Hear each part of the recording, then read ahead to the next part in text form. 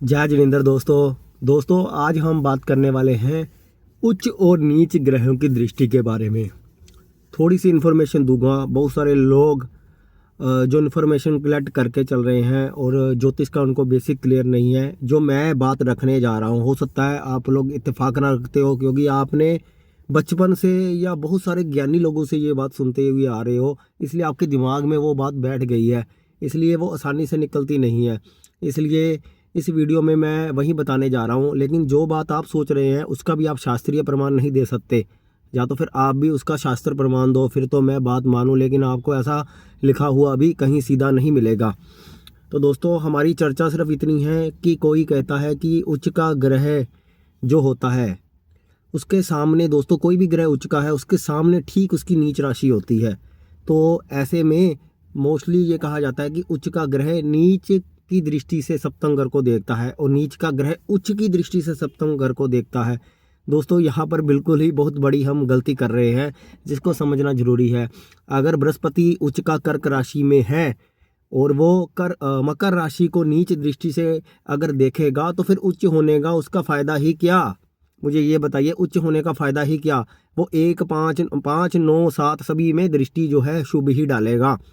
लेकिन अगर बृहस्पति खुद ही खराब है तो उसके खराब फल भी आपको मिलेंगे। अब चक्कर ये है कि जिस कर्क लगन वाले की, या फिर गुरु जिसका कर्क में बैठा हुआ है, उसकी अगर मैरिटल लाइफ आपने खराब देख ली, उसका वैवाहिक जीवन आपने खराब देख लिया, उसका तलाक हो गया, तो आपके मन में यही जाएगा कि गुरु उच्च है, उसकी नीच दृष्टि मकर पे जा रही है।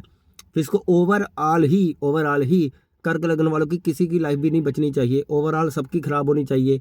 मेरी चर्चा इतने दिनों से यही चल रही है कि बृहस्पति की नीयत देखनी जरूरी है, बृहस्पति का रूट देखना जरूरी है, बृहस्पति पर पड़ने वाले शुभ ग्रहों का प्रभाव देखना जरूरी है। बृहस्पति का राशि स्वामी अगर पीड़ित है तो बृहस्पति में वहां पे भी मिलावट हो जाती है। अगर वो सब चीजें खराब है तो बृहस्पति के अंदर जा रही एनर्जी इतनी अच्छी नहीं होती, तो वो जहां भी डालेगा फिर वो खराब ही करेगा। इसलिए बहुत सारी कुंडली में जब बृहस्पति लगन में बैठकर सप्तम में दृष्टि डाल रहा है, तीसरे घर में बैठकर सप्तम में दृष्टि डाल रहा है, 11वें घर में बैठकर सप्तम पर दृष्टि डाल रहा है, तब भी आपको तलाक के कितने सारे केसेस मिलेंगे।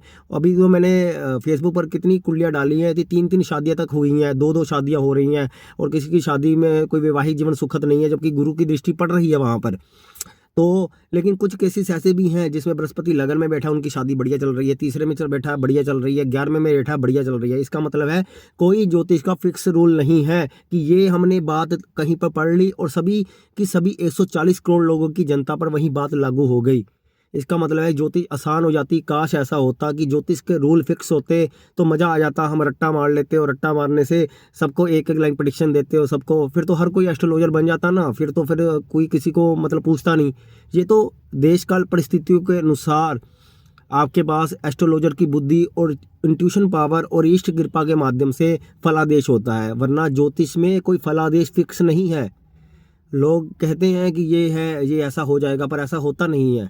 खराब से खराब कुंडलियाँ भी, जैसे सप्तम में किसी के 5 6 ग्रह बैठे हैं, उनका वैवाहिक जीवन भी अच्छा चल रहा है, और जिनका सप्तम खाली है उनका भी तलाक हुआ है। जिनका लगन खाली है, सप्तम खाली है, उनका भी तलाक मिलेगा। और मोस्टली जिनके आज के युग में जिनके सप्तम में इतने ज़्यादा ग्रह बैठे होते हैं, उनका वैवाहिक जीवन आपको अच्छा देखने को मिलेगा। उठा लेना, मेरे पास तो बहुत सारा डाटा है, मैंने हर तरह के डाटे को सेव किया हुआ है, हर तरीके के हर ग्रहों का एक वर्गीकृत किया हुआ है। उसके आधार पर ही हम ऐसी बातें करते हैं और ठोस कारण से आपको बताते हैं। तो अब हम इसको टॉपिक को आगे बढ़ाते हैं। तो मेरा ये कहना है कि अगर गुरु उच्च का है या कोई भी ग्रह उच्च का है, उसकी सामने घर पर जो दृष्टि है वो नीच नहीं होगी। एक्चुअली जब ग्रह उच्च का है, अगर वो अपनी नीच राशि पर सप्तम पर दृष्टि डाल रहा है तो उस नीच राशि के दोषों को वो कम कर रहा है। एक्चुअली ग्रहों की नीच उच्च दृष्टि नहीं है, उस राशि के तत्वों की जो कमी है उसको कम कर रहा है। यानी सप्तम में मकर राशि ने जो बुरा करना है उसमें कमी आ जाएगी। यानी अगर गुरु उच्च का है तो सामने उसमें कमी आ जाएगी, और अगर गुरु नीच राशि में बैठा है तो वो कर्क राशि के शुभ परिणामों को कम कर देगा। तो यहाँ पर नीच ग्रह की दृष्टि नीतत्व ही प्रदान करेगी, नीच जैसा ही बिहेव करेगी, यानी उच्च राशि के तत्वों को कम कर देगी, और उच्च ग्रह की जो सामने दृष्टि पड़ रही है वो नीच राशि के गुणों को कम कर देगी, खत्म नहीं करेगी, कम कर देगी। इस बात को समझे। और दूसरी बात, इसको मैं एक आपको कहानी या स्टोरी के माध्यम से बताता हूँ कि मान लो दोस्तों, मान लो कि हाँ, जैसे हमारे चंद्रगुप्त मौर्य जो राजा थे, चंद्रगुप्त जैसा बहुत बड़ा सेनापति जो जिसका गुरु चाणक्य, महान गुरु चाणक्य की बात ही निराली है दोस्तों। रणनीति बनानी हो, साम दाम दंड भेद, दिमागी क्षमता, विवेक जो चाणक्य में था, कूटनीति जो चाणक्य में थी को किसी ने नहीं है। हम मान लेते हैं कि बृहस्पति चाणक्य का उच्च राशि में है।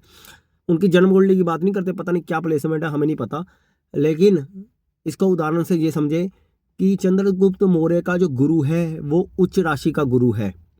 और उसी समय जो दूसरी सम्राट था धनानंद महाराज थे, उस वक्त मगध के राजा थे जहाँ पे धनानंद महाराज थे। उनके जो गुरु थे उनका नाम मुझे याद नहीं आ रहा, क्या नाम था धनानंद के गुरु, जो क्रूर शासक था और बहुत ज़्यादा ही बुरा था, जिसके कारण चाणक्य ने सारा कुछ किया चंद्रगुप्त मौर्य को राजगद्दी पर बैठाने के लिए। उन्होंने इतना प्रयास किया धनानंद को उतारने के लिए, जो इतनी ज़्यादा युद्ध हुआ, तो वो जो था धनानंद राजा के कारण ही हुआ था। उसके जो गुरु थे वो उसका हम गुरु नीच राशि में मान लेते हैं, तो यानी उसके जो गुरु था उसका बृहस्पति नीच मान लेते हैं। तो उसने अपने राजा के जैसा वो आदेश करता था वैसा वैसा ही वो करता रहा। उसने अपने राजा को समझाने की कोशिश नहीं की, क्योंकि वो स्वयं राजा से डरता था कहीं राजा उसका ही सिर कलम ना कर दे। तो वहाँ पे बृहस्पति के अंदर जो सोच थी वो नीच वाली थी और उसने उसी नीच के अनुसार वैसे वैसे कार्य करता रहा। लेकिन जो चाणक्य था वो गुरु उच्च था, उसने अपने हिसाब से ही सब कुछ चलाने की कोशिश की। उसने अपने हिसाब से ही चुना कौन सा ऐसा इंसान को मैं ट्रेनिंग दूं कि वो जो है धनानंद तो उतार सके, वहाँ से उसे साम्राज्य को नष्ट कर सके। तो वहाँ पर उन्होंने चंद्रगुप्त मौर्य के अंदर वो टैलेंट देखा। तो उच्च के गुरु ने वो टैलेंट पहचाना, उस बंदे के अंदर देखा कि ये बंदा मेरा काम कर सकता है। तो चंद्रगुप्त मौर्य की अगर आप पूरी कहानी सुनोगे, सीरियल देखोगे तो आपको समझ आएगा। और वहाँ पे धनानंद महाराज का गुरु है उसको भी देखोगे तो आपको समझ आएगा। एक को बृहस्पति उच्च मान लो, दूसरे को बृहस्पति नीच मान लो, दोनों गुरुओं को, तो आपको पता चलेगा कि उच्च के बृहस्पति की दृष्टि किस प्रकार से समस्त मानव जाति का, समस्त जनता का उद्धार कर रही है। लेकिन जो नीच ग्रह की दृष्टि है वो जनता को कैसे प्रताड़ित कर रही है और अपने गलत निर्णयों से, गलत बिहेवियर से या गलत रणनीति से वो जुल्म कर रही है। तो ऐसे ही नीच का ग्रह जहाँ देखेगा वहाँ पर एक बहुत बड़ी कमी कर देगा, और उच्च का ग्रह जहाँ देखेगा वहाँ पर एक बहुत बड़ी जो है आपको एक जीवन शक्ति प्रदान कर देगा। तो वहाँ पर उच्च का गुरु बहुत अच्छा काम करता है। लेकिन फिर भी आपने उच्च के गुरु वालों के जीवन में भी जहाँ जहाँ दृष्टि पड़ रही है वहाँ पर समस्या देखी होगी। इसके पीछे जो मैंने सबसे पहले कारण बताया था कि उच्च के ग्रह को कैसे और उच्च बनाना है। उच्च के ग्रह को भी जब हमारा जीवन शुरू हो जाता है, क्योंकि जन्म के समय तो हमें उच्च का ग्रह मिल गया, वो हमारा पूर्व कर्म का उदय था। लेकिन जैसे जैसे हमने देश काल परिस्थितियों के अनुसार माहौल देखा, आसपास के लोग देखे, हमारा पारिवारिक जीवन देखा, वहाँ से बृहस्पति उच्च भी नीच हो सकता है। और जो नीच वाला बृहस्पति है वो उच्च भी हो सकता है। वो हम अपने कर्मों से उसको लिफ्ट कर सकते हैं, उच्च को नीच बना सकते हैं, नीच को उच्च बना सकते हैं। लेकिन मोस्टली लोग इतना नहीं कर पाते। नीच वाला और नीच बना लेता है, उच्च वाला भी नीच बना लेता है, क्योंकि कलयुग है। उच्च वाला अपने चेतना के स्तर को ऊंचा नहीं कर पाता, उसका चेतना वहीं पर रुक जाती है, अहंकार आ जाता है। और नीच वाले की जो चेतना है या तो वो उठ जाएगी, कुछ लोग की उठ भी जाती है, लेकिन मोस्टली नीच वाला और ही नीचे चला जाता है। तो वहाँ पर अपनी चेतना को नहीं उठा पाते, इस कारण से बृहस्पति के जो शुभ रिजल्ट है वो नहीं मिल पाते।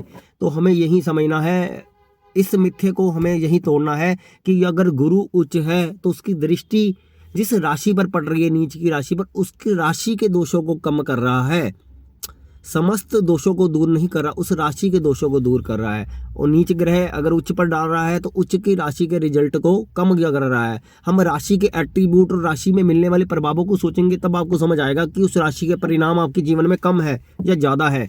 ये मत देखिए कि उस भाव के रिजल्ट आपके जीवन में कम है, भाव या और भी मैटर करेगा कौन सा ग्रह दृष्टि डाल रहा है। फिर वही बात आ जाती है, इसका नवांश देखो, दशमांश देखो, अष्टक वर्ग देखो, ये देखो वो देखो, तो नक्षत्र देखो, उसकी वो देखो, तो उसमें कोई ना कोई आपको कारण मिल जाएगा, है ना। अगर हम सब चीज़ों को छोड़ दें, मोटा मोटा पढ़ें, तो बेसिक के हिसाब से पहले आपको बेसिक क्लियर होना चाहिए। यहाँ पर हमने बेसिक को उठाया है, बेसिक को क्लियर किया है, उसके बाद हम आगे की यात्रा तय करेंगे कि कुंडली में हमें क्या देखना है, कैसे देखना है, उसकी नीयत कैसे देखनी है, उसका स्वभाव कैसे देखना है, वो ग्रह खराब तो नहीं है, उच्च का ग्रह भी अगर बहुत ज़्यादा पीड़ित तो नहीं हो गया, कहीं उसकी दृष्टि जहाँ पड़ेगी और ज़्यादा पीड़ा तो नहीं देगी। ये सब बातें आप देख लीजिए, आपको समझ आ जाएगा। बस ज्योतिष का हमने जो सरल तरीके से बताने की कोशिश की थी उस पॉइंट को देखिए। बहुत सारी बातें हैं घुमाने को, लेकिन सरल तरीके से पहचानिए। बस यहीं पर ज्योतिष धीरे धीरे आपको छोटे से लेवल पर ही समझ आ जाएगी, और ज़्यादा चीज़ों में हमें गहराई से उतरने की ज़रूरत नहीं है जब तक हमारा बेसिक क्लियर ना हो। ठीक है, तो दोस्तों उच्च का ग्रह उच्च दृष्टि से ही देखेगा और नीच का ग्रह नीच दृष्टि से ही देखेगा। इस बात को याद रखें। वीडियो पसंद आए तो वीडियो को लाइक करें और हमें हाइप का ऑप्शन दबाकर पॉइंट देना ना भूलें, तभी ये वीडियो ज़्यादा लो तक जाएगा और हमें और वीडियो भी बनाने का प्रोत्साहन मिलेगा, क्योंकि हम सच्चाई को दुनिया तक पहुंचाना चाहते हैं और वो मिथ तोड़ना चाहते हैं जो लोगों के मन में इतने सालों से गलत विचारधारा के साथ वो ज्योतिष को लेकर आगे बढ़ रहे हैं। उसको हमें यहाँ पे तोड़ना है। उस तोड़ने के मिथ्ये तोड़ने के लिए आप सबका सहयोग चाहिए, तभी हम आगे बढ़ पाएंगे। धन्यवाद।